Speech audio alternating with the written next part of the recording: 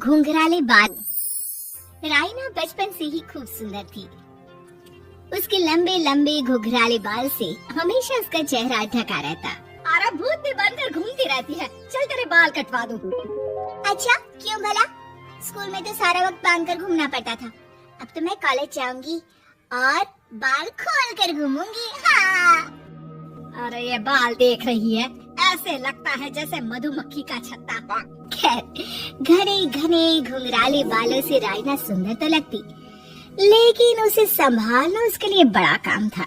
माँ, अरे माँ, शैम्पू खत्म हो गया है। इस बार वो वाला लाना ना, जो घुंघराले बालों को और बाउंसी बनाता है। माँ, लिया ना? हाँ, जरूर से। कल मेरा कॉलेज का पहला दिन है। मैं चाहती हूँ सब मुझे देखकर जले। अगले दिन राइना कॉलेज पहुँचती है, जहाँ एक लड़का उसे छेड़ते हुए कहता है, अरे लगता है चाउमीन में सोया सॉस कुछ ज्यादा ही गिर गया। अरे मुझे तो चेहरा दिख ही नहीं रहा। लड़कियां भी राइना का मजाक उड़ाती है। अरे यार, ये कंगना की कॉपी करके कौन आया है? लोकल कंगना और कौन? राइना को सभी पर गुस्सा आता है, लेकिन वो कुछ नहीं कहती। स्कूल में तो बाल बंदे ही रहते थे, लेकिन कॉलेज में राइना एक लड़की से कहती है, हाय, मेरा नाम राइना है, मुझे आर्ट्स डिपार्टमेंट में जाना है। कहाँ से है रास्ता? अपने बाल हटा कर देखो, सामने ही बोर्ड लगा है। राइना को कॉलेज में भी दोस्त बनाने में दिक्कत आ रही थी। वो रोते रोते घर आ जाती है। माँ, मैं क्या करूं? आज तो सारा दिन लोगों ने न जाने क्या क्या बोलकर मेरा मजाक ही बना के रख दिया। माँ, प्लीज कुछ करो ना मेरे बालों का। मैंने तो पहले ही कहा था कटा दे, पर तू। अरे कटाने से क्या होगा, उल्टा जो थोड़े बांध कर ये इन्हें समेट सकती है ना, वो भी नहीं कर पाएगी। तो क्या मेरी कोई दोस्त नहीं बनेगी कॉलेज में, या मैं हमेशा लोगों के मजाक का ही शिकार होती रहूंगी?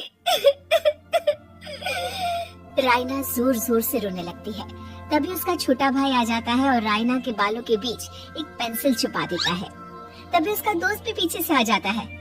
अरे ढूंढो ढूंढो, कहाँ है पेंसिल? मैं नहीं बताऊंगा। दोस्त काफी कोशिश करता है, लेकिन उसे पेंसिल नहीं मिलती। वो वहाँ से चला जाता है। थैंक्स दी, आज आपके बालों ने तो मुझे बचा ही लिया। अच्छा, बहुत दिनों के बाद बालों को लेकर कुछ अच्छा सुनने को मिला। मुझे भी पहले लगता था कि मेरे बाल सबसे सुंदर है, लेकिन अब पता चला। अरे क्या पता चला? क्या हो गया? देख, किसी भी चीज के ना दो पहलू होते हैं। या तो तुम बालों से ही लोगों का मन जीतो, या फिर रोती रहो। अब ऐसे घने बाल तो तुम्हें भगवान ने दिए हैं। राइना को पिता की बात समझ में आ जाती है। वो सोच लेती है कि जिन बालों के कारण वो कॉलेज में एक भी दोस्त नहीं बना पा रही है, उन्हीं बालों से वो दोस्तों की लाइन लगवा देगी। अगले दिन कॉलेज में डेस्क में राइना बालों को आगे कर लेती है और लोगों को लगता है कि राइना का चेहरा पीछे है, लेकिन राइना घने घुंघराले बालों को हटाकर हंसने लगती है। देखा मेरे बालों का कमाल? इससे मेरा चेहरा भी नहीं दिखता और मैं चलती क्लास में सो भी सकती हूँ। सभी राइना को देखकर हंसने लगते हैं। क्लास में परीक्षा चल रही होती है, तो राइना अपने बालों में चीटिंग के पेपर छुपा छुपा कर आसपास के बच्चों की मदद भी कर देती है, जिसके बाद से तो राइना क्लास की हीरोइन बन जाती है। वाह राइना, तेरे बाल तो बहुत कमाल के हैं। मैं तो इन्हीं के कारण पास हो गई। और पता है, मैं तो अपने काम का सामान राइना के बालों के बीच में ही फंसा देती हूँ। जैसे जैसे काम होता है वैसे वैसे इस्तेमाल करती हूँ। अब तो क्लास में हर कोई राइना के साथ बैठने की जिद करता। राइना में इसे लेकर घमंड आ जाता है। उसे लगता है कि वही क्लास की सबसे डिमांडिंग लड़की है। फिर एक दिन, मैं इस कॉलेज में नई नई आई हूँ, क्या आप मेरी दोस्त बनेंगी? मैं? ओह सॉरी, मैं इस क्लास की सबसे डिमांडिंग लड़की हूँ। हर कोई मेरे साथ ही रहना चाहता है। एक काम करो ना, वो पीछे की सीट दिख रही है, जाओ जाकर वहीं बैठ जाओ। लड़की को राइना की बात बहुत बुरी लगती है, लेकिन वो करती भी तो क्या, जाकर चुपचाप पीछे की सीट पर बैठ जाती है। तो आज का लेसन सबने याद किया है ना बराबर से? जितनी भी चीटिंग करने वाली लड़कियां थी, वो राइना के पीछे जाकर बैठ जाती है और जोर से चिल्लाती है, जी मैम, सब कुछ याद है, कहीं से भी पूछ लो, हम तो मास्टर है, मास्टर। क्यों? ये बोलकर वो रायना के कंधे पर हाथ रख देती हैं। रायना भी खुश होती है कि कॉलेज की सबसे स्मार्ट लड़कियों का ग्रुप उसका दोस्त है। पीछे बैठी वो लड़की देखती है कि कैसे मैडम के सवाल लड़कियां रायना के सर को देखकर दे रही है। शाबाश, मुझे खुशी है कि तुम लोग इतनी अच्छी पढ़ाई करने लगी हो। मैं प्रिंसिपल से कहकर तुम लोगों की स्कॉलरशिप की बात करूंगी, जिससे तुम लोगों के माता पिता का पैसा जो फीस में लग रहा है वो बच जाए। सभी लड़कियां खुश हो जाती हैं। टीचर के जाने के बाद एक लड़की कहती है, गर्ल्स, अब हम लोग ना सिर्फ सबसे स्मार्ट बल्कि सबसे इंटेलिजेंट भी हो गए हैं। इसी बात पर आने वाले संडे को मेरे घर पर पार्टी, सबको आना है, ओके? सभी लड़कियां पार्टी के लिए एक्साइटेड हो जाती हैं। रायना भी। माँ, मेरे कॉलेज की सबसे स्मार्ट लड़की ने पार्टी रखी है संडे को। मैं भी वहाँ सबसे अच्छी दिखना चाहती हूँ, लेकिन ये बाल। घुंघराले बालों का तो कर भी क्या सकती है। तभी उन लोगों की नजर पार्लर के एक इश्तिहार पर पड़ती है जो 3000 रुपए में बाल स्ट्रेट कर रहा था। माँ, मुझे पैसे देना, मैं बाल सीधे करवा कर आती हूँ। संडे को पार्टी में सबसे अच्छी लगूंगी।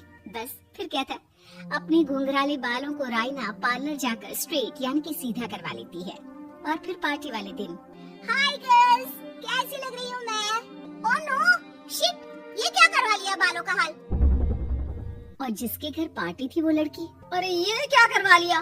तुम्हें मालूम नहीं है, जिस बालों में चीटिंग रखकर हम लोग टीचर के अगर इम्प्रेशन जमाते थे, उन बालों को तुमने।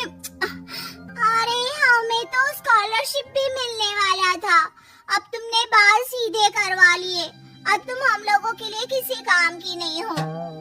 अरे लेकिन हम दोस्त तो है ना, क्या मैं अच्छी नहीं लग रही हूँ? हमें तेरे अच्छे और बुरे लगने की कोई जरूरत नहीं है। हम लोगों को तेरे बालों से फायदा था, अब वो नहीं है, तो हम तेरे दोस्त भी नहीं है। जा जाकर बाल वापस घुंघराले करके आ, तभी तुम लोगों की दोस्त बन सकती है। रायना रोते रोते घर आती है और माँ को सारी बात बता देती है। माँ, ला पैसे दे, मैं बाजार जाकर बाल ठीक करा के आती हूँ। लेकिन माँ, मुझे ये बाल बहुत अच्छे लग रहे हैं, काश ये बाल मैं पहले ही सीधे करवा लेती।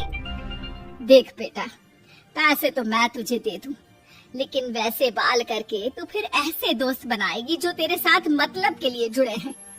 लेकिन इन बालों में तू ऐसे दोस्त बनाएगी जो तेरे साथ जीवन भर का साथ निभाएंगे। रायना को माँ की बात समझ में आ जाती।